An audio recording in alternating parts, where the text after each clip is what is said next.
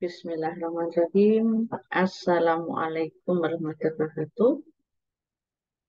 Salam sehat untuk Bapak Ibu semuanya. Izinkan pada sesi ini kita akan berdiskusi terkait dengan paradigma pembelajaran orang dewasa.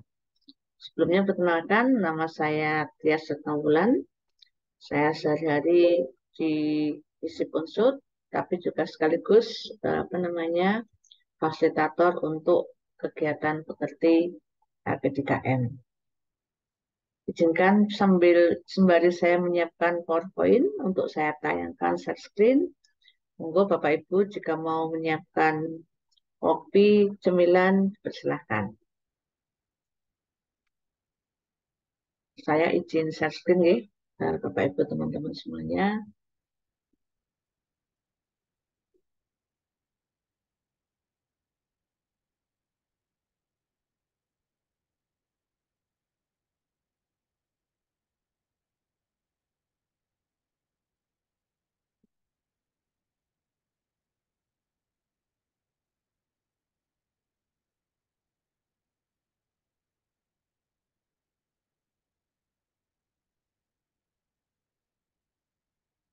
Oke, jadi sesi ini kita akan diskusi dengan tema paradigma pembelajaran orang dewasa, gitu ya. Kenapa ini penting kita pahami? Karena yang menjadi subjek kajian kita adalah mahasiswa, minimal mahasiswa ya, orang dewasa gitu. Mungkin nanti juga kalau yang dokter nanti ketemu dengan koas yang sudah usianya lebih dewasa lagi dibanding anak semester 1, tentu membutuhkan teknik pemahaman yang berbeda. Jika yang kita ajar adalah mahasiswa ya, tentu beda dengan anak-anak SD, SMP atau SMA. Oke? Jadi ini penting untuk kita pahami supaya nanti apa yang kita sampaikan nyambung gitu ya, tidak kalau nyambung gitu ya, mereka bisa memahami kita dengan baik. Jadi nggak sia-sia nanti kita ngomong macam-macam ternyata mereka nggak paham gitu kan. Oke, jadi tujuan pertemuan ini adalah setelah Bapak Ibu teman-teman semua mengikuti materi ini, diharapkan bisa mengaplikasikan paradigma pembelajaran dewasa. Tidak hanya paham, tapi lebih daripada itu diharapkan Bapak Ibu semua, teman-teman bisa mengaplikasikan paradigma pembelajaran orang dewasa itu.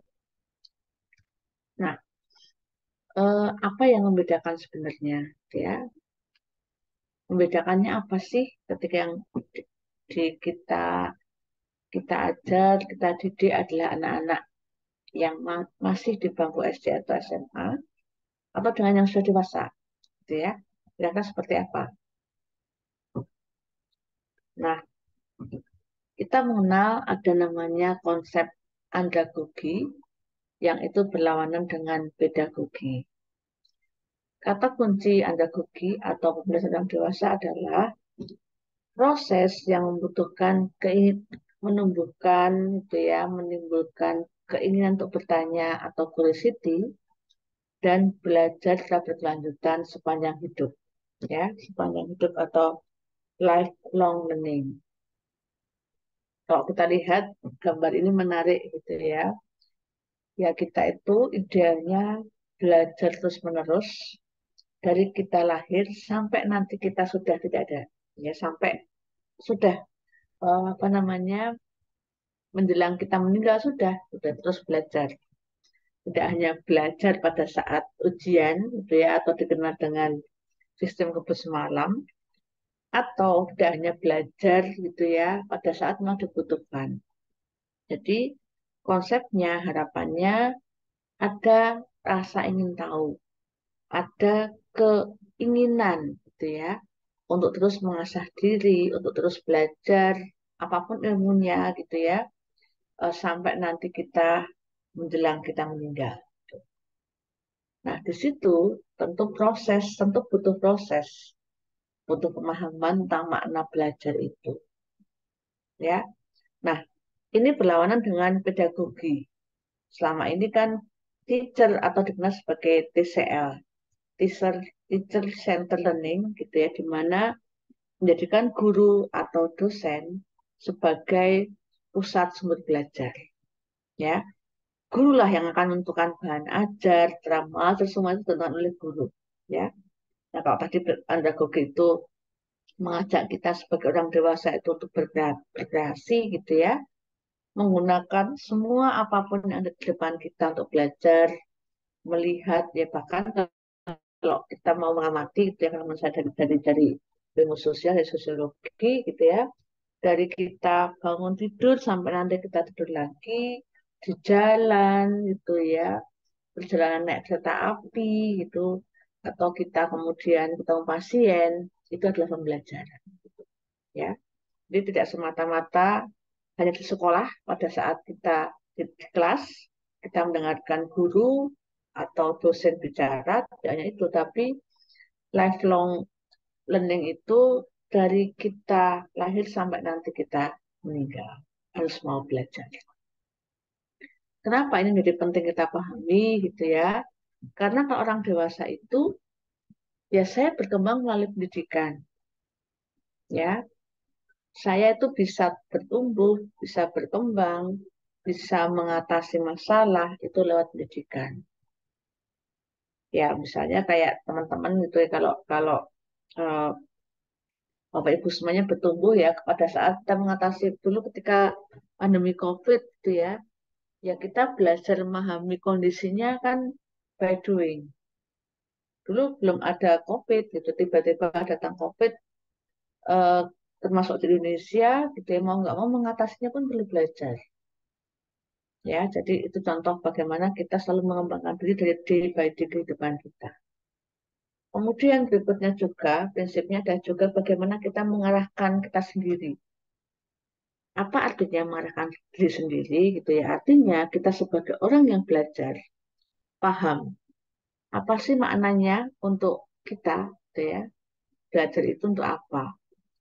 Itu juga bagian dari bahwa ini ada apa namanya yang menentukan adalah kita sendiri. Saya belajar memang karena saya butuh belajar, bukan karena dipaksa oleh dosennya atau gurunya. Dan yang ketiga adalah bagaimana kita juga bisa menjadi guru bagi diri sendiri. Ketika ada masalah kita nggak kemudian baperan gitu ya, tidak kemudian mentok.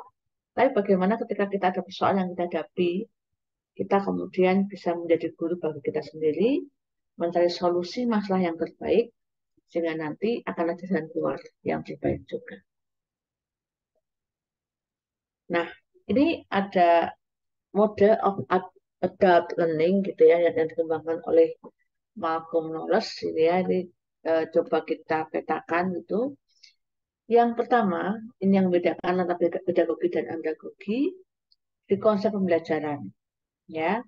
Yang pedagogi itu bergantung pada guru atau kita pasif sebagai peserta, kemudian disiplin juga sebagai sosok yang berkuasa gitu ya, center gitu ya, berkuasa. Nah, kemudian peran pengetahuan sebelumnya adalah seolah-olah ditambah, bukan sebagai sumber belajar. Belajar itu kalau menggunakan konsep pedagogi adalah seragam, ya, sama, gitu ya. Tidak ada yang membedakan antara A dan B gitu ya. Antara misalnya Bapak C dan Ibu D, dan semua disesuaikan dengan umur dan kurikulum ya. Kemudian orientasinya adalah berpusat pada subjek atau disiplin tertentu atau mata kuliahnya apa, dan motivasinya adalah dari luar, lebih banyak dari luar. Oh, jadi saya seperti ini dipaksa oleh sistem harus kayak gini gitu ya. Sebenarnya saya nggak butuh nih sebenarnya gitu. Toh ilmu saya sudah bagus gitu ya. Nah, tapi kalau lain dengan andragogi, ada kebutuhan bahwa ini adalah harus belajar secara aktif. Saya sebagai seorang individu, sebagai manusia dewasa, membutuhkan ini gitu, untuk pengembangan diri saya. Tidak semata-mata karena saya dipaksa bahwa saya harus apa namanya belajar, tapi memang bahwa saya butuh ilmu baru, saya mau mendidik anak, mendidik siswa, mendidik pasien, ya, saya membutuhkan ini, ya. Jadi ada kebutuhan di kita ini.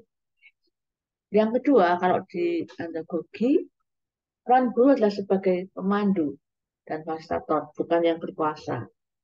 Karena bisa jadi pada saat saya bicara seperti ini, teman-teman juga membuka materi yang mungkin lebih beyond dari apa yang sudah saya baca. Jadi, oh gini loh Bu, saya ngasih tambahan boleh, gitu ya. Tidak semata-mata sekali lagi kita sebagai guru itulah yang berkuasa. Tapi kita hanya fasilitator saja atau pemandu. Berikutnya, kalau yang peran pengetahuan sebelumnya atau prior knowledge gitu ya, sebagai sumber yang kaya. Kalau kayak ini diskusi nih, nah, nanti yang sharing. Bu, Pak, ini loh pengalaman saya ketika saya melakukan pelatihan di sebuah tempat. Saya ketemu dengan pasien yang bermacam-macam, gini-gini, sehingga akhirnya itu membuat saya paham bagaimana psikologi seorang pasien misalnya. Ya, ini loh saya mau sharing ketika saya pernah mengadakan kegiatan di sebuah tempat yang dimana di situ pesertanya adalah eh, para pejabat yang harus sedang mengikuti pelatihan untuk pelatihan kepemimpinan gitu ya, atau leadership. Oh ternyata dari mereka saya justru banyak pengetahuan ya. Itu jadi cirinya seperti itu. Yang ketiga, eh, kesamaan belajar, dia bisa berkembang dari pengalaman hidup dan masalah nyata masing-masing individu. Jadi ya, ketika 10 orang siswa sharing dari A sampai Z, kita akan semakin kaya pengalamannya. Oh, ternyata selama ini ketika saya mendapati pasien yang mungkin dia dalam kondisi tiba-tiba mendapat informasi tentang sakit yang dihadapinya, saya mesti gimana? Apakah saya mesti diam, hanya bicara seperlunya, atau keluarga yang saya bicara, atau sebaliknya? Nah, ternyata dari pengalaman saya misalnya, lebih enak kalau kemudian saya bisa pelan-pelan menyampaikan kepada pasien misalnya. Nah, contoh ya, jadi sekali lagi ini bisa berdasarkan pengalaman masing-masing individu. Nanti di-share, ketika di-share kan saling belajar, semuanya mengisi. Oke, kemudian orientasi pembelajarannya, dia berpusat pada tugas atau masalah sesuai dengan tujuan nyata. Dan kemudian motivasinya bukan lagi dari luar, kok tadi ya, oh saya ikut karena dipaksa nih, harus ikut gitu ya. Tapi kalau yang di sini, motivasinya adalah dorongan internal. Dan ada curiosity, rasa ingin tahu yang kuat dari seorang individu untuk bisa mengembangkan dirinya. Ya, gitu Bapak Ibu. Ya, sekarang ini kadang-kadang saya juga belajar banyak ya, saya bisa melalui uh, Instagram para influencer gitu ya, atau ahli-ahli komunikasi, atau ahli sosiologi, atau ahli politik. Dan kita belajar, kita menyimak dengan mereka, ya karena saya memang butuh gitu loh. Karena saya baru belajar satu lembar, saya sudah belajar berlembar-lembar. Atau saya belajar satu isu dengan menggunakan buku yang hanya satu, tapi mereka gitu ya bisa belajarnya sudah lebih banyak lagi dari saya. Makanya kita harus ada dorongan internal untuk bisa terus mengembangkan. Nah, itulah setiap orang dewasa yang mereka selalu uh, kepingin berkembang. Oke, lalu apa sih sebenarnya kita harus membahas faktor-faktor yang mempengaruhi orang dewasa dalam belajar? Ya, yang pertama adalah tentang kebebasan. Apa maksud kebebasan? Jadi eh, kedewasaan itu satunya diberikan oleh kebebasan atau kita tidak bergantung pada orang lain. Ya, jadi kalau orang dewasa itu belajarnya memang karena ada kebutuhan, rasa ingin tahu, menentukan apa yang harus dipelajarinya kelak, gitu ya, itu adalah kebebasan. Yang kedua, faktor tanggung jawab. Apa tanggung jawab maksudnya? Orang dewasa ketika dia belajar itu dia harus bertanggung jawab dengan tindakannya sendiri. Tanpa kita sadari, kadang-kadang banyak day-to-day life atau kehidupan kita yang sehari-hari, ya, yang itu membutuhkan ya, keputusan cepat. Keputusan cepat itu bisa kita dapatkan, bisa kita atasi kalau kita belajar, ya. Jadi harus ada tanggung jawab seperti itu, bahwa tidak selamanya nanti saya akan didampingi oleh guru kita, ada hal-hal gitu ya, di mana kita harus bertanggung jawab gitu ya. Eh, dan tadi tanggung jawab itu artinya kita saling bertukar pengetahuan dengan dosen kita, dengan guru kita gitu. Sehingga di situ makanya perlu ya kita menggunakan metode misalnya ada diskusi, tanya jawab gitu ya. Sehingga nanti mahasiswa bisa menyelesaikan tugasnya dengan baik ya. Ketika dikasih tugas gitu ya, sampaikan deadline-nya ya, supaya mereka juga bisa membuat keputusan, oh dengan tugas sebanyak ini saya harus mengerjakan kapan ya, terkait dengan deadline. Contohnya ya. Yang ketiga, pengambilan keputusan. Jadi, pastikan bahwa eh, ketika kita memberikan materi gitu ya, orang dewasa itu kan kalau mengambil keputusan mestinya sesuai dengan yang dia pahami, dengan sistem nilai dan pengetahuan yang dia miliki, karena ditentukan oleh orang lain harusnya. Oh, saya butuh dengan materi ini, gitu ya. Tanamkan bahwa ketika mereka mengambil keputusan ya sesuai dengan apa yang mereka yakini. Sehingga lebih baik kita memberi informasi yang relevan dan netral. Gitu ya. Kita harus bisa memberikan pilihan-pilihan opsi-opsi ya, terkait dengan pengambilan keputusan. Yang keempat, terkait dengan orang dewasa itu memang harus diharapkan dia mempunyai bisa mengarahkan diri sendirinya. Mengapa? Karena diharapkan kita bisa punya pandangan sendiri tentang way of life gitu ya. Sehingga diharapkan kita juga bisa memberikan apa namanya inovasi gitu ya, kemudian berkreasi gitu ya, dan sesuai dengan apa yang mereka miliki, pandangan yang mereka miliki. Kan berarti kemudian nggak perlu orang lain tidak, tapi ketika mereka diri sendiri, diharapkan mahasiswa itu mampu mengambil inisiatif, berkreasi dengan apa yang mereka miliki, kondisi-kondisi tertentu, yang itu kemudian ketika mereka harus mengambil keputusan mereka sendiri, mereka sudah bisa mengambil keputusan yang tepat. Yang kelima gitu ya, terkait dengan apa namanya psikologis, gitu artinya apa psikologis di sini? Psikologis di sini artinya kita juga harus memahamkan gitu ya, kalau dalam pembelajaran orang dewasa itu menggunakan asas humanistik gitu ya. Artinya kita memberikan pilihan, menempatkan mahasiswa kita sebagai orang dewasa, gitu ya, yang punya kemampuan berekspresi sesuai dengan pengetahuan yang mereka miliki sebelumnya, sesuai dengan apa yang mereka pahami, gitu ya, dan dianggap sebagai sahabat. Sehingga nanti ada trust di antara kita dan mahasiswa. Ya saat ini misalnya kita itu sudah harus terbiasa gitu ya, menerima bahwa mahasiswa kita menggunakan AI gitu ya, entah ChatGPT atau yang lain-lain gitu ya. Menghadapi kondisi seperti itu, kita harus menimbulkan rasa trust gitu ya, ada diskusi dengan mahasiswa. Ya. Kemudian terkait dengan fisik gitu ya, ini juga harus dipahami apa namanya, fisik itu macam-macam gitu ya, ketahanan tubuh, penyakit gitu ya, penglihatan, pendengaran, mengajarkan orang dewasa gitu ya, yang mungkin S1 beda dengan S2, yang mungkin sudah dari aspek usia dan itu yang berbeda dengan anak-anak SMA misalnya gitu ya. Saya suka contohnya pengalaman saya sendiri gitu ya. Eh, contoh misalnya contoh belajar belajar berenang gitu ya. Saya tuh mulai belajar renang itu ketika usia saya sudah di atas 50, 51 lah baru baru beberapa bulan yang lalu. Nah, saya butuh guru yang memahami saya, gitu ya. Paham bahwa oh iya ya, ternyata dengan fisik gitu ya, kondisi ketahanan kuat, ketahanan tubuh saya yang sudah 50 tahun mungkin speednya beda dengan anak muda gitu ya. Yang mungkin baru masuk kolam renang langsung bisa gitu ya.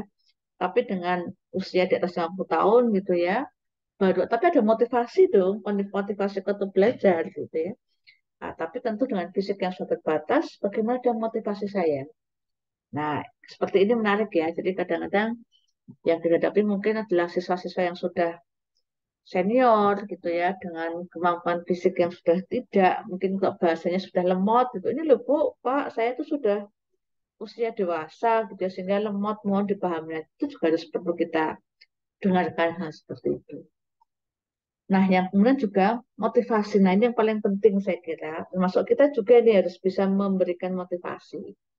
Nah, saya biasanya pada saat mulai kuliah itu selalu dengan memberi motivasi pada mahasiswa saya gitu ya, dengan soft skill, atau dengan cerita pengalaman-pengalaman kita, guys. Jadi itu membangkitkan motivasi pada orang dewasa.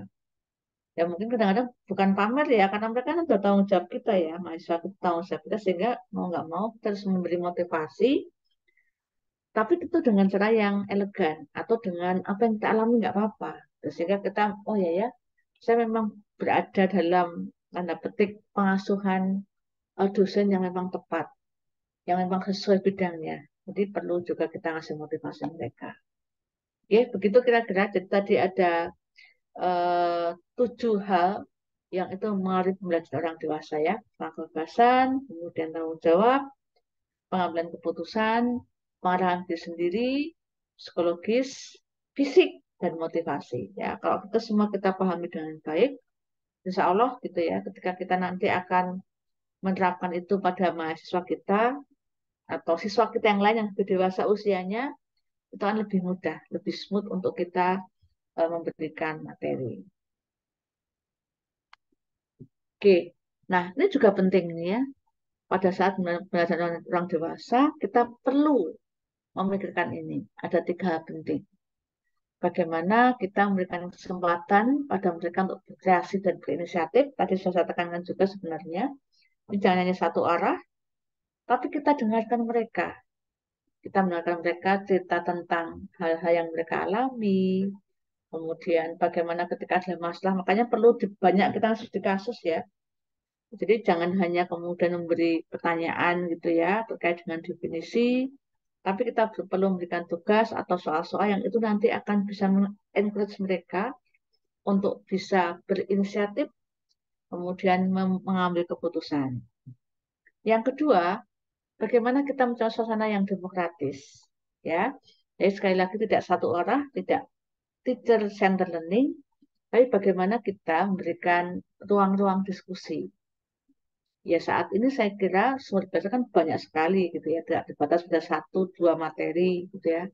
Tapi banyak sekali sehingga kita mencari ruang untuk bisa demokratis ya.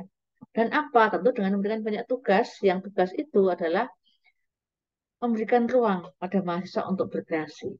Diskusi gitu ya, kita sebagai mahasiswa dapat menyediakan materi atau studi kasus, dan mereka nanti kita minta untuk saling mengisi juga dengan temannya, dan nanti ada suasana belajar yang menyenangkan. Yang ketiga, yang juga sangat penting adalah bagaimana kita menempatkan dan menghargai mahasiswa sebagai manusia dewasa yang mandiri dan bertanggung jawab.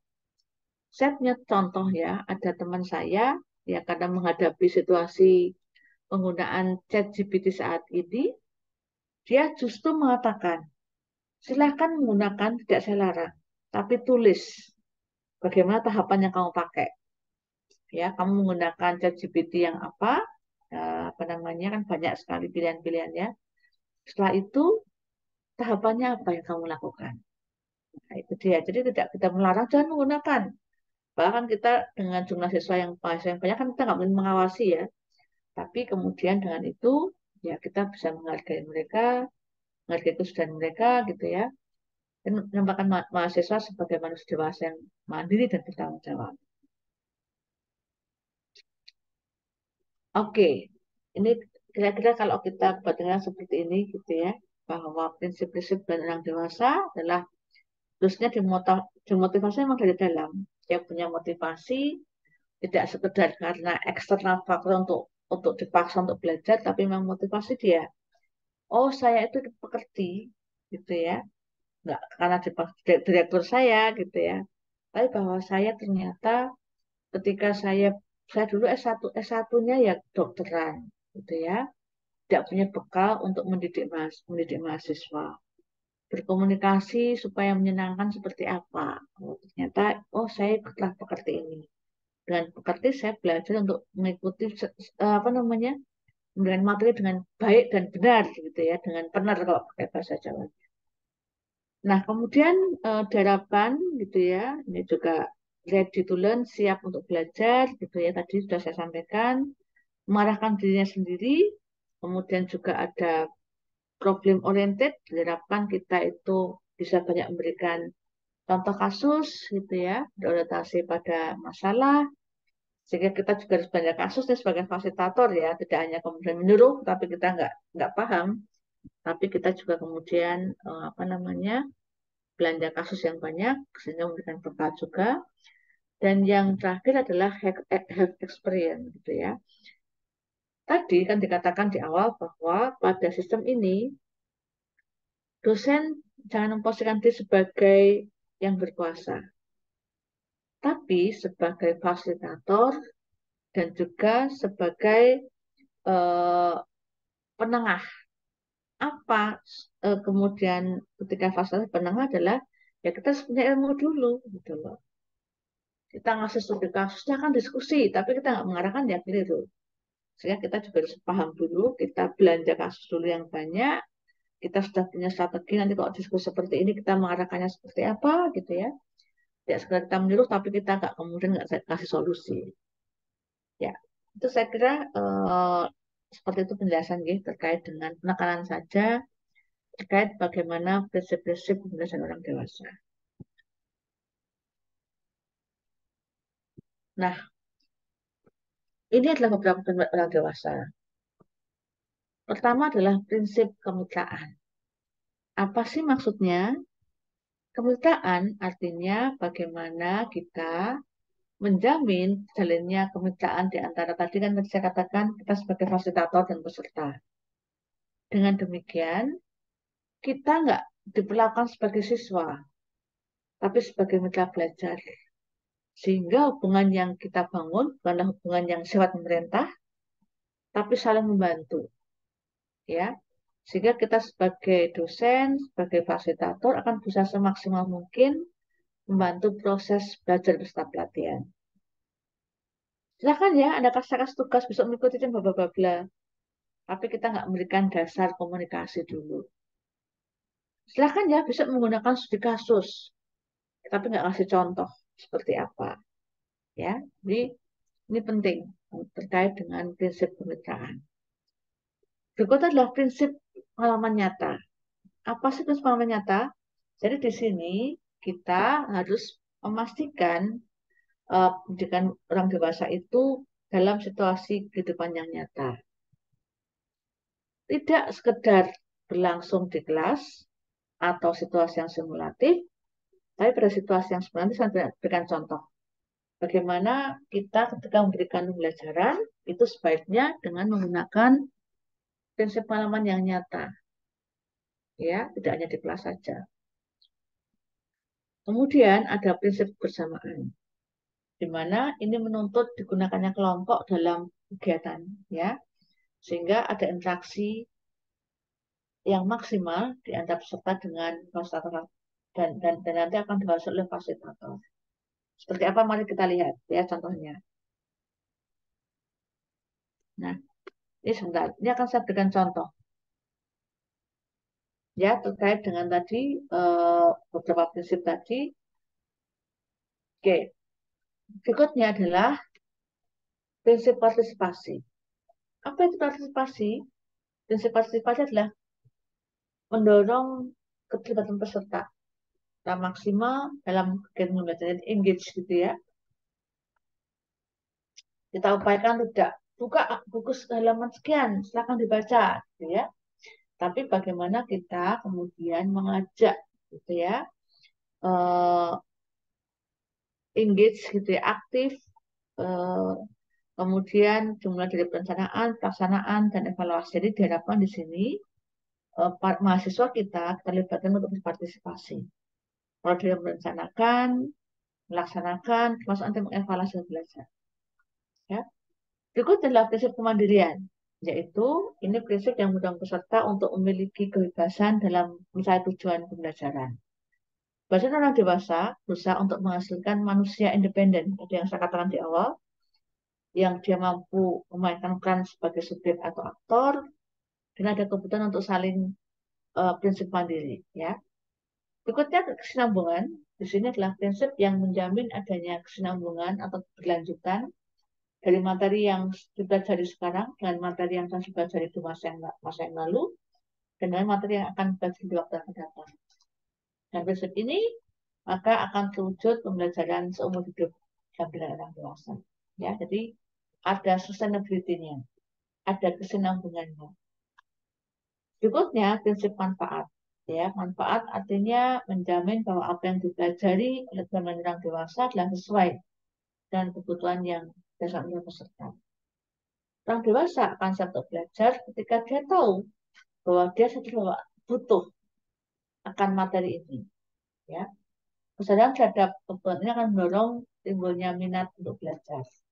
Ya, dan juga eh, karena rasa kebutuhannya tadi. Yang kedua, yang berikutnya adalah prinsip kesiapan. Apa sih kesiapan? Kesiapan menjamin kesiapan mental maupun fisik peserta untuk dapat melakukan pembelajaran. Orang dewasa tidak akan melakukan pembelajaran manakala dirinya belum siap untuk melakukannya. Apakah itu karena belum siap baik fisiknya atau belum siap mentalnya.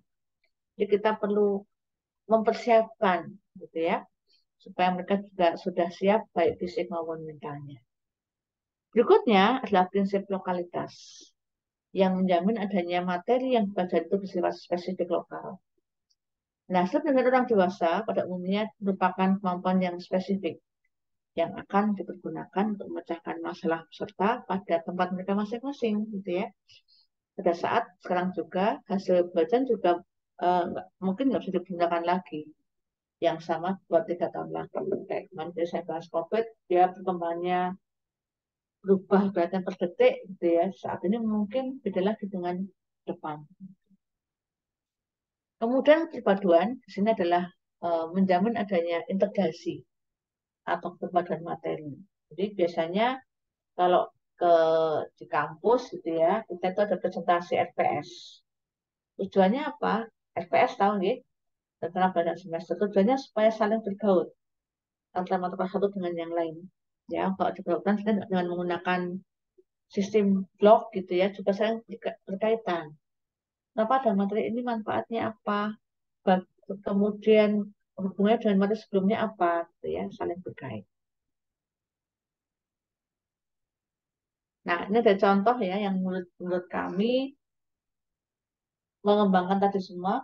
Ada prinsip kemitraan, ada prinsip kesinambungan, ada prinsip dengan mereka sebagai mitra dan lain-lain. Jadi kita itu contoh ya, saya ambil contoh yang pernah saja saya alami. Ada mata kuliah namanya PSMP, Perubahan Sosial Masyarakat Banyumas, gitu ya.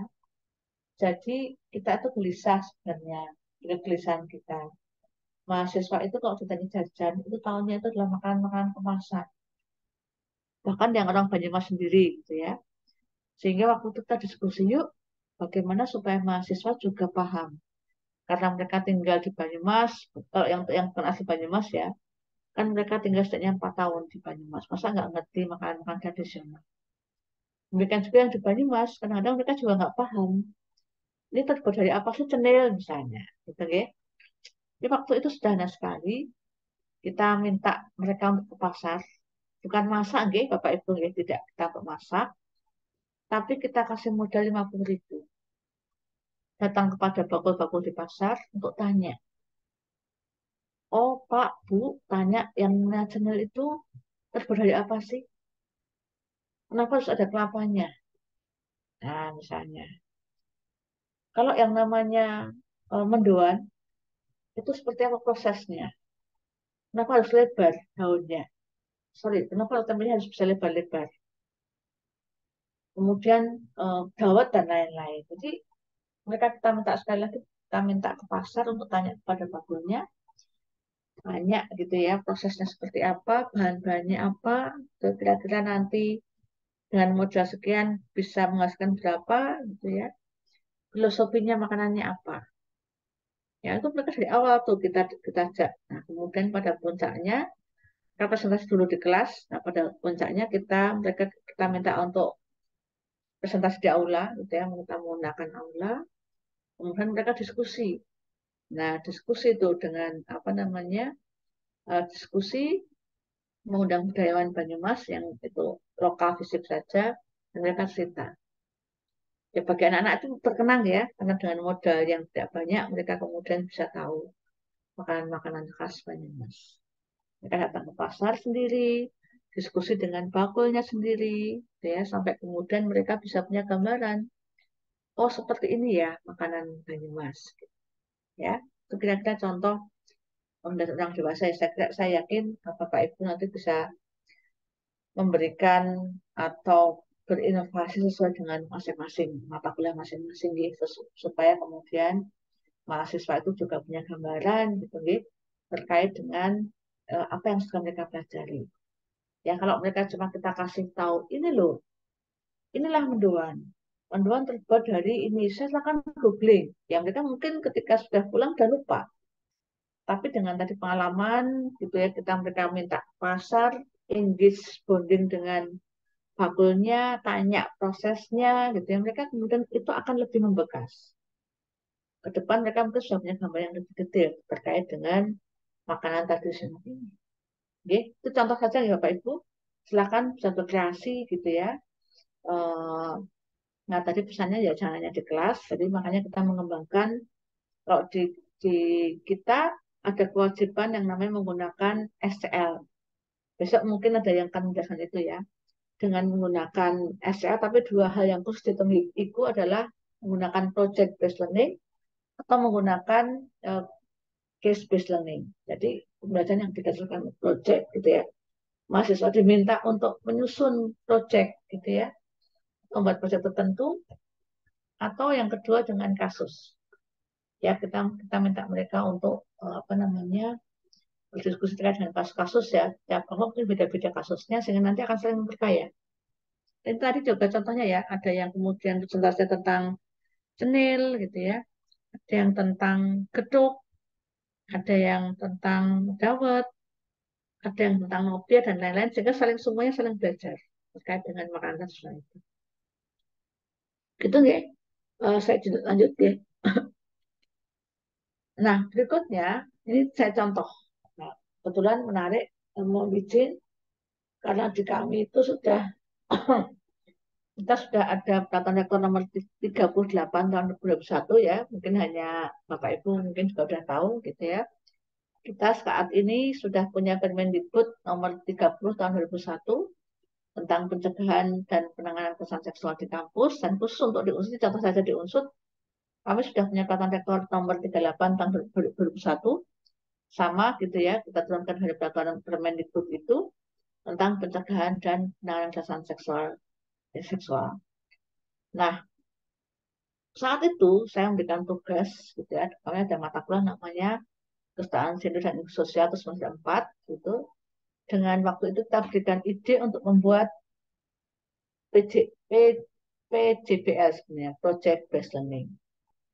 Dan ternyata hasilnya luar biasa, itu melebihi ekspektasi saya gitu ya.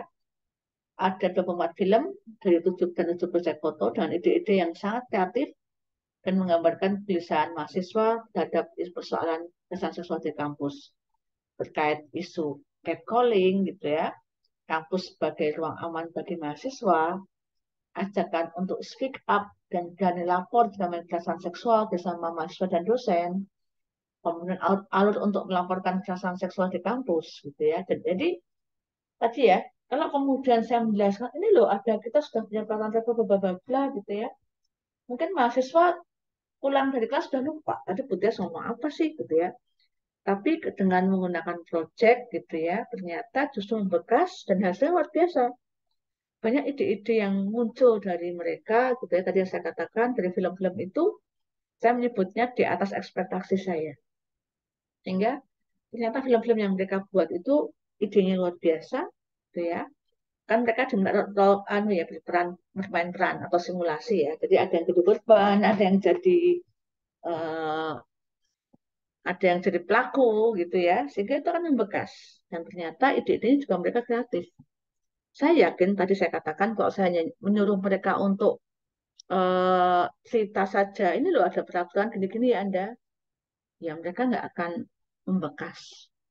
Tapi ketika mereka kita minta kreasi dengan membuat project, alhamdulillah hasilnya memang di atas ekspektasi saya.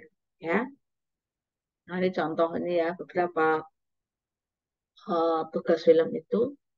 Ada yang judulnya apakah berbeda itu salah, ada yang salah siapa dan lain-lain. Ya banyak ide-ide kreatif yang muncul dari proyek-proyek film para mahasiswa itu. Oke. Nah, ini adalah satu pembelajaran, gitu ya. Mari kita berikan contoh terkait dengan beberapa keterampilan orang dewasa. Yang pertama adalah belajar yang praktis dan pusat pada masalah. Nah, sebelum belajar dimulai, ini fasilitator harus mengidentifikasi kebutuhan yang masalah.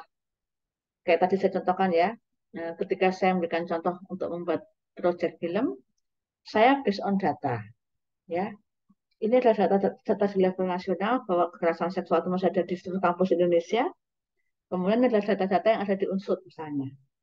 Ternyata ada data persentase, ada hasil survei misalnya atau data yang masuk kepada Satgas terkait dengan itu. Nah, kemudian tadi kita bagi kepada kelompok-kelompok gitu ya, supaya mereka juga tidak akan ada masalah. Kemudian mencari solusi untuk memetakan masalah itu, gitu ya. Kemudian saling mencari fakta atau pengalaman untuk mendukung dugaannya itu, mendiskusikan dengan anggota kelompok atas masalah-masalah, dan membuat kesimpulan. Nah, ini contoh kalau kemudian waktunya terbatas ya, tidak membuat film saya tapi diskusi di dalam kelas. Coba cerita, saya ngomong tentang pernikahan dini. Punya nggak teman atau sahabat teman SD yang sudah menikah? Nah, mereka kita minta untuk diskusi di kelompok. Membayangkan bagaimana di usia mereka yang baru 18 tahun atau 17 tahun menghadapi kondisi bahwa mereka sudah harus menikah. Kira-kira seperti apa? Mungkin problem terkait dengan tanggung jawab sebagai seorang anak 18 tahun sudah menikah atau punya anak, tanggung jawab ekonomi, gitu ya. Kemudian kita petakan masing-masing ya, ada yang mungkin ngomong tentang ekonominya ketika menikah dini, seperti apa. Ada yang ngomong problematika psikologis ketika menikah dini seperti apa. Ada yang bicara tentang, misalnya diskusi ada kelompok yang bicara tentang persoalan biologisnya seperti apa. Nah, nanti saling mengisi. Ya, jadi itu menarik ya. Mereka diminta untuk cerita saja. Oh, ternyata tetangga saya punya teman usia yang sudah menikah beberapa. Nah, kira-kira itu contoh. Supaya ketika nanti semua kelompok itu, ya, apa namanya, ada gambaran. Ini biasanya ini ya, besok ada praktek jigsaw mungkin biasanya ya, Pak Asisten, Pak TNA. Nah, ini juga contoh pembelajaran yang berat ada masalah. Nanti masing-masing ada ahli. Ada ahli konstruktivisme, ada ahli SCR, dan lain-lain. Ya. Berikutnya, ini, orang dewasa itu biasanya menyukai pembelajaran yang mengintegrasikan informasi baru dengan pengalaman mereka. Apa nih misalnya? Jadi orang dewasa itu akan suka hal-hal yang mengintegrasikan informasi baru dengan pengalaman mereka. Misalnya kita akan diskusi terkait dengan kesehatan mental. Ya, kemarin tanggal 10 Oktober kita baru saja memperingati Hari Kesehatan Mental. Mereka kita minta sharing, gitu ya. Jadi bagaimana mereka cerita tentang mungkin problema mental anak-anak muda. Ya, ada istilah generasi sandwich, ada istilah generasi strawberry gitu misalnya. Bagaimana mereka menghadapi persoalan-persoalan itu misalnya. Ya ya Bu, anak sekarang tuh saya tuh sekarang merasakan gampang sekali baperan. Tugasnya banyak sehingga saya kemudian, aduh, kepengennya healing misalnya. Gampang nyerah. Pengennya sih duduk manis gitu ya Bu, liburan, duduk manis, tiduran. Tapi ternyata kok tugasnya banyak. Nah, misalnya. Jadi kita mencoba memberikan apa namanya, cari harus update juga nih sebagai dosen ya, cari info-info baru yang mana info itu nanti diharapkan bisa terintegrasi dengan pengalaman mereka. Kalau sudah terintegrasi kan asik ya, kita bisa sama anak-anak itu nyambung gitu. Jadi bagaimana kita menata pengalaman atau penataan kembali dalam semua perasaan pengalaman itu membantu pengalaman mereka untuk dapat hal-hal yang baru.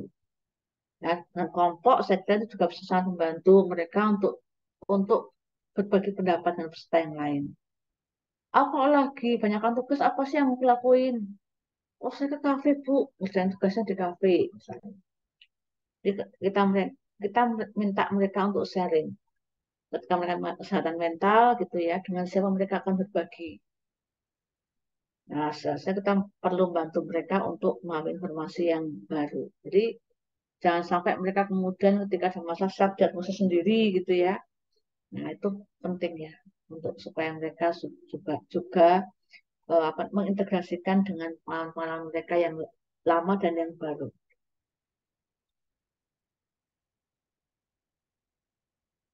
Nah, ini juga penting.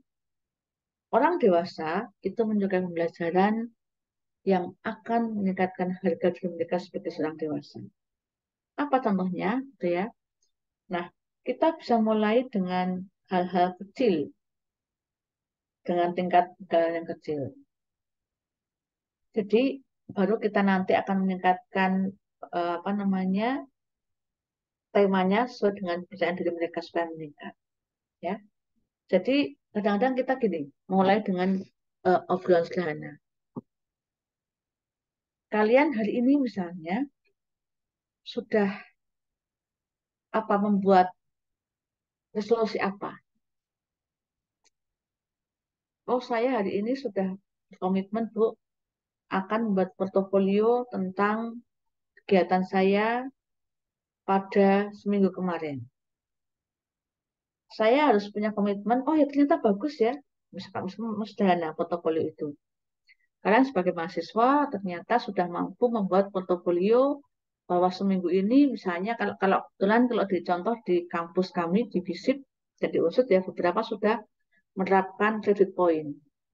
Artinya mahasiswa yang aktif di kegiatan kampus baik sebagai pengurus ataupun sebagai ya, apa namanya peserta kegiatan seminar nasional internasional itu semua dinilai poinnya.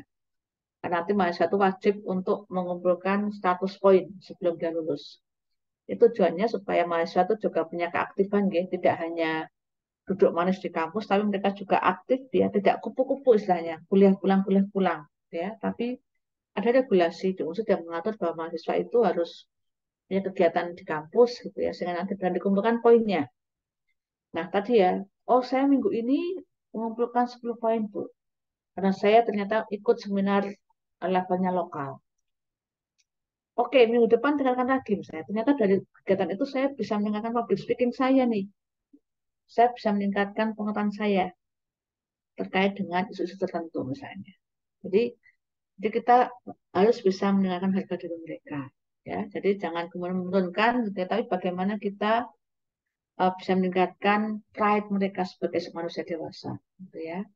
Jadi jangan jangan kita kadang-kadang kita nggak sadar ya, entah itu menghujat mungkin bahasa sih tidak sangat menghujat, tapi kadang-kadang kita mengecilkan semangat mereka. Jangan sampai kita upayakan untuk bisa menimbulkan pride mereka sebagai manusia dewasa. Nah, berikutnya juga, ini juga penting, orang dewasa menyukai pembelajaran yang bukan belajar secara individual. Ya, jadi perlu juga, sekarang ini misalnya, Bapak Ibu mungkin silakan bisa sambil ngopi dulu, gitu ya. Jadi rehat, makan, minum, dan sebagainya. Kadang-kadang perlu juga, saya kalau kuliah biasanya minta mereka untuk ada dari satu mata kuliah, misalnya, yuk kita sama-sama ke desa misalnya. Ya, mungkin modalnya juga nggak banyak ya, kita bisa minta dana dari jurusan atau fakultas untuk praktikum gitu ya. Atau untuk misalnya kita ajak mereka untuk diskusi kecil-kecilan gitu di luar gitu ya. Sekali-kali penting gitu ya. Modal dikit lah gitu ya. Ya, setelah didik kita bantu untuk mencapai target-target dan bantulah mencapai target tersebut ya. Harapannya juga gitu ya, minta masukan mereka baik status tulis dalam sesi maupun informal maupun berbelajaran. Jadi kita ajak mereka gitu ya, eh, targetnya seperti apa gitu ya. Saya biasanya kalau gini, Bu, mohon kesediaan menjadi pembimbing, misalnya, apapun lah, pembimbing skripsi, atau pembimbing tugas, atau tesis, atau kelompok yang lain. Saya biasa, saya biasanya akan membuat kontak di awal dengan membalas WA itu ya. Silahkan, saya akan bersedia kalau kemudian kita komitmen benar-benar lulus tepat waktu. Kalau tidak, mendingan ganti pembimbing, saya bilang kayak gitu. Itu bagian ya supaya kita juga apa namanya memperhatikan mereka secara individual. Kita punya target gitu ya, nggak bebas. Nah, ini juga penting beberapa contoh belajar mandiri gitu ya. Eh, Belajar atas prakarsa dan tanggung jawab sendiri gitu ya. Kayaknya kok saya masih belum menguasai ya isu tentang misalnya eh, STL atau PJBL. Saya kok belum menguasai ya isu tertentu. Nah, kita belajar mandiri. Kemudian juga ada istilah belajar prakarsa dan tanggung jawab sendiri, gitu ya. Kemudian juga belajar dengan fokus penciptaan kesempatan, capable, self-reliant, lebih resilient gitu ya. Self-motivate, lebih termotivasi juga lifelong learner. Gitu ya. Dan berikutnya, belajar yang memungkinkan siswa mengambil keputusan sendiri untuk kebutuhannya. Apa maksudnya? Jadi, selain tugas-tugas yang tadi mungkin kelompok gitu ya, kita juga ada bagaimana mengajak mereka untuk belajar mandiri gitu ya, supaya ada prakarsa nih dari mereka. Saya biasanya memberikan eh, tugas yang mandiri, contohnya adalah kita ajak mereka gitu ya. Oh, saya silahkan kalian membuat review jurnal. Setidaknya 10 ya, tapi kaitkan jurnal itu dengan tugas akhir atau atau nanti silahkan nanti belajar untuk di submit. Tapi tentang satu isu pokok ya, misalnya. Apakah itu isu kekerasan gitu ya, atau kesehatan mental, nah, sesuaikan itu.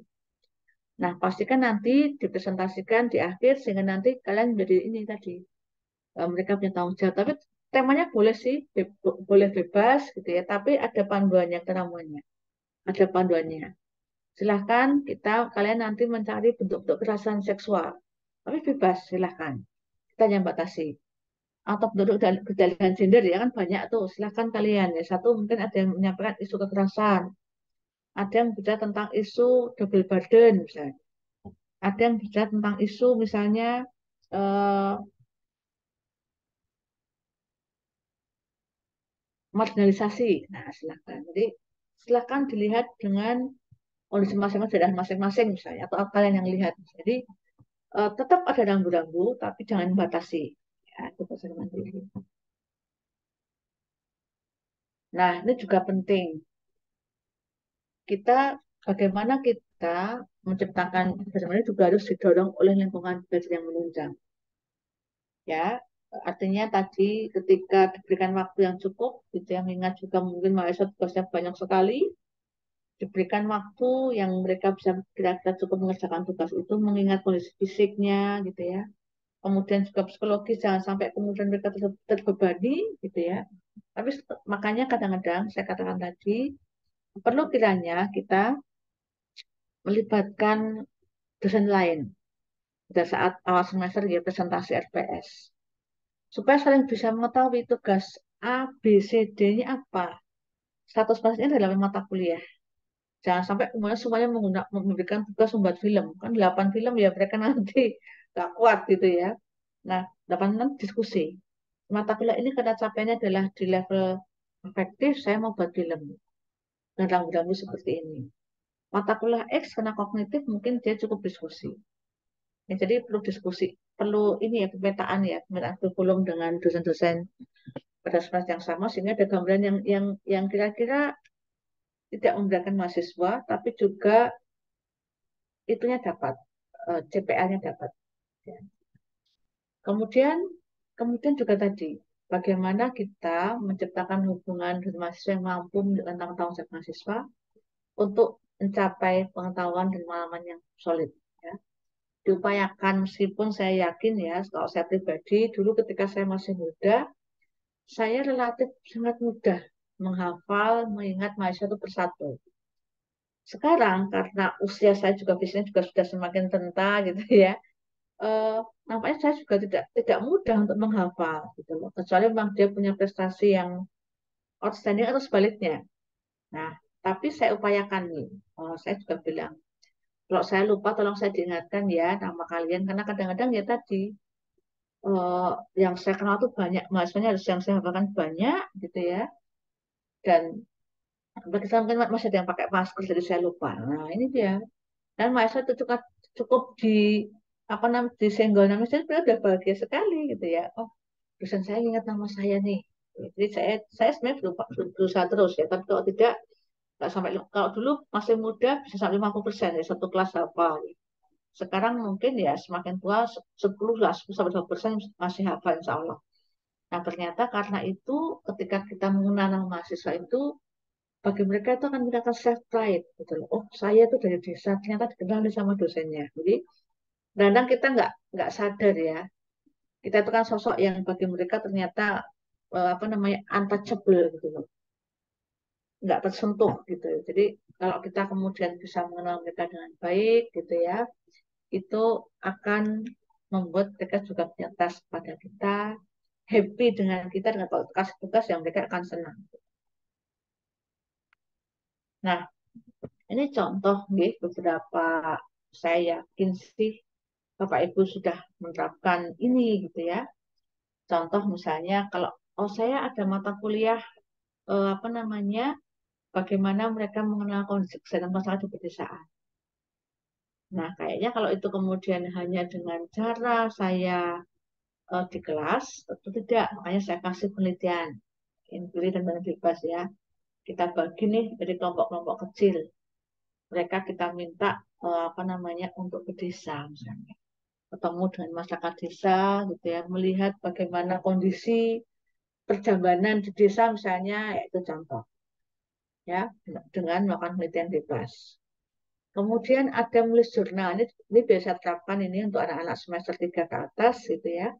Kita minta untuk submit, menulis tugas dengan tema tertentu gitu ya. Harapannya dengan menulis jurnal itu, nanti mereka akan kaya. Ya meskipun literatur review, tapi dengan data kita akan lihat kondisi daerah yang berbeda-beda. Contoh bagaimana penanganan COVID di daerah X dengan Y. Ya, dulu kan ada istilah jogo ya dulu ya. Kira-kira seperti apa? Bagaimana misalnya kondisi kesehatan masyarakat di perkotaan dan di pedesaan. Silakan tulis dengan menggunakan jurnal 510 misalnya. Sehingga mereka akan kayak, oh ternyata meskipun kan belajar menulis jurnal itu kan sama saja dengan kayak kita tamas ya akademik ya. Tidak perlu ke TKP tapi dengan membaca kita punya gambaran. Ya, itu seperti itu. Kemudian kerja kelompok itu dengan menyelesaikan satu tugas kayak tadi, gitu saya berikan contoh, entah itu kita minta mereka untuk ke pasar atau mungkin ke rumah sakit atau mungkin kalau teman-teman di komunikasi mungkin ke lembaga-lembaga komunikasi gitu ya atau kalau ekonomi itu disuruh ke pasar gitu atau ke koperasi misalnya kalau teman-teman hukum ya bukan dihukum ya teman-teman hukum biasanya untuk ke pengadilan atau ke apa namanya ke advokat supaya kemudian mereka belajar langsung ya kan kita juga penting kadang saya minta mereka untuk silakan submit tapi kita cari semua yang gratisan ya. Saya minta mereka untuk seminar, ikut seminar gitu ya. Karena itu juga memperkaya pengetahuan mereka. Kemudian juga studi kasus, tadi sudah banyak ya, studi kasus saya kira banyak contoh. Kemudian diskusi kelompok kecil dan lain-lain. Saya kira Bapak Ibu sudah pernah menerapkan ini, ya. Semua ini contoh-contoh bagaimana mahasiswa itu kita minta belajar mandiri. Ya, karena tadi prinsipnya jangan hanya di kelas, kalaupun di kelas tentu-tentu dengan kreativitas ya, supaya kemudian ada ide-ide kreatif yang muncul. Oke, lalu fungsi kita ngapain dong kalau kemudian sudah seenak itu? Oh, tentu tidak ya. Tentu kita sebagai dosen gitu ya, tetap bertugas mengajak diskusi gitu ya. Kemudian juga menyediakan informasi, gitu ya. Jangan sampai kemudian kita nyuruh tapi kita nggak modal gitu ya. Makanya kita juga harus banyak nulis juga gitu ya. Jadi saya biasanya memberikan contoh dengan jurnal yang saya tulis sendiri. Silahkan ini ada contoh seperti ini. Jadi kita pride juga kita muncul ya, memberikan contoh buku ajar atau apa yang kita tulis sendiri, sehingga kemudian ya mahasiswanya pun juga yakin gitu. Kemudian dengan partisipasi kita juga harus pandai mengencourage ya, apa namanya, jangan sampai kemudian Mahasiswa baru mulai ngomong sudah kita matikan. Oh, salah itu, Kak. Oke, terima kasih. Temanya menarik gitu ya, apa yang kalian bahas. Lebih baik sedikit lebih update lagi ya, misalnya. Itu kan COVID sudah lewat 3 tahun yang lalu. Oke, silahkan dikasihkan post pandemi misalnya. Jadi jangan sampai mematikan harapan, tapi juga kemudian menyampaikan dengan bahasa yang enak. Gitu. Berikutnya adalah menentukan kriteria dan rambu-rambu. Ya, jadi tolong ya, minggu depan kita akan diskusi bebas, oh, jangan bebas-bebas banget gitu ya. Kita akan diskusi tentang bagaimana bentuk-bentuk kekerasan seksual di kampus. Ya, silahkan kalian mencari uh, literatur review. Satu, yang kelompok A menggunakan literatur review ya, 10 tahun terakhir. Kelompok B, kalian silahkan menggunakan data dari Satgas PKS Unsur misalnya. Kalian silahkan menggunakan data dari Komnas Perempuan. Sehingga ada rambu-rambu yang jelas. Tugas, tolong diketik menggunakan Times New Roman 12, maksimal 10 halaman, dengan PPT-nya 5 lembar. Ya, diunggah di maksimal tanggal 25 Oktober jam 23.59. Jadi kita harus detail memberikan rambu-rambunya. Nah, berikutnya kita harus mampu mengenai perbedaan. Jangan sampai kemudian, karena kita sendiri juga nggak belajar, ketika kita ada mahasiswa yang berdebat, kita nggak bisa mengasih solusi. Gitu loh. Nah, kita juga harus bisa-bisa memberikan solusi, menengahi ketika ada perbedaan. Berikutnya kita juga harus bisa ini, mengkoordinasikan, analisis ini. Nah, tadi kemampuannya juga penting. Makanya jangan, aduh enak dong dosennya, enggak juga. Kita juga harus belajar duluan, gitu ya. Cari kasus duluan, kemudian kira-kira apa namanya, dengan kasus yang kita berikan nanti, kita bisa mengarahkan. Oh, itu bentuknya contohnya tadi ya, Bu, bersiul-siul termasuk kekerasan. Oh, sesuai. Oh, kita merujuk pada bla gitu ya, kita merujuk pada peraturan rektor dan Permendikbud nomor 30, itu adalah salah satu bentuk kekerasan seksual. Catcalling namanya, atau bersiul-siul itu catcalling gitu ya. Manis, cantik, kalau terus yang kita ajak ngobrol nggak nyaman, nah, terus sudah masuk bagian dari kekerasan seksual. Makanya hati-hati, jangan sampai kemudian main sial-siul, main bilang manis cantik ya. Kalau yang kita ajak ngobrol nggak nyaman, nah contoh. Jadi kita juga harus menguasai dulu. Kita minta mereka bahas tentang Permendikbud nomor 30 tahun 2001 tentang rasa seksual, kita juga harus paham dulu konten-kontennya. Nah, berikutnya ini juga tugas dosen. Dosen adalah memberi ringkasan. Pada saat bagian akhir, kita gini ya, tadi dari diskusi kita hari ini tentang tentang dewasa, kita bisa menyimak beberapa hal penting. Nah, kita memberikan ringkasan. Kita mesti sebagai dosen juga harus bisa mengajak diskusi, gitu ya, dan seterusnya. Jadi kita di bagian akhir bisa recalling gitu ya, dengan cara menyimpulkan materi hari ini. Silahkan, misalnya kita ngundang 1, 2, 3, 4 mahasiswa untuk apa namanya menyampaikan. Kira-kira kalau kemudian ditutup dengan satu kalimat, apa sih yang kalian pikirkan tentang, simpulkan tentang mata kuliah ini, tentang pertemuan kita hari ini, sorry. Nah, mereka diminta untuk berkomentar misalnya, 1, 2, 3, 4, 5, kemudian kita kasih clue-nya seperti apa. Ya. Nah, ini yang penting. Sumber belajarnya itu bisa dari teman, tadi saya katakan makanya ada diskusi, dari dosen makanya juga ada pakar ya, kalau di kami ada praktisi mengajar misalnya, kita mengundang dosen dari luar, yang itu memang benar praktisi ya, kalau misalkan dari, eh, kalau kita yang di komunikasi, kita bisa mengundang memang pakar komunikasi, atau praktisi di radio atau di TV, gitu. Kemudian juga kalau yang di misalnya soal kesehatan kita mengundang dokter beneran gitu ya untuk cerita bagaimana mengatasi di puskesmas ketika ada masalah kesehatan. Kalau kita mata kuliah modal masyarakat, kita memang mengundang orang yang ahli membudidaya masyarakat yang memang biasa di lapangan, atau kita mengundang kades kadang-kadang. Nah, anak minggu depan ini saya ajak untuk ketemu dengan kades untuk tanya langsung. Itu ada mata namanya bangun desa berlanjutan ya. Kita minta mereka untuk langsung ke desa ngobrol dengan praktisinya. Nah, ini juga penting, media sekarang sudah berkembang gitu ya.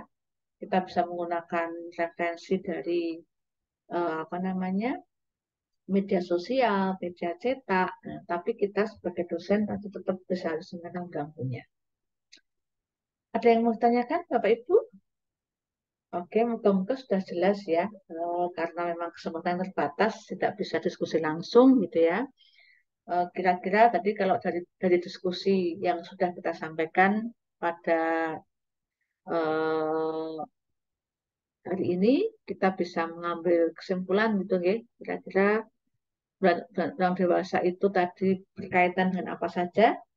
Tentu berkaitan dengan kemandirian, kebebasan, tanggung jawab gitu ya. Kemudian juga harus bagaimana orang dewasa itu kita arahkan untuk bisa mengambil keputusan sendiri gitu ya. Kemudian juga mengarahkan dirinya sendiri sebagai way of life gitu ya. Kemudian juga yang penting juga diingat adalah bagaimana kita sebagai dosen juga terus-menerus menjadikan mereka sebagai mitra gitu ya. Kemudian juga mengembangkan kerjasama, sustainability, pembelajaran itu, dan juga mempertimbangkan hal-hal seperti fisiknya yang kita ajar gitu ya, usianya yang kita ajar kalau sudah mungkin di atas 60 tahun ya, seperti apa strateginya, kemudian juga bagaimana kita menciptakan situasi yang kondusif, membuat mahasiswa juga meningkatkan rasa percaya dirinya, dan juga sekaligus meningkatkan harga dirinya sebagai pembelajar. Demikian saya kira ini sudah di akhir acara, di akhir materi. Terima kasih atas sudah menyimak dengan baik. Mohon maaf jika ada kesalahan dalam menyampaikan atau ada kurang yang berkenan. Saya akhiri pertemuan kita tentang peradaban orang dewasa pada kesempatan ini. Sampai ketemu, salam sehat. Wassalamualaikum warahmatullahi wabarakatuh. Matur nuwun Bapak Ibu semuanya, salam sehat.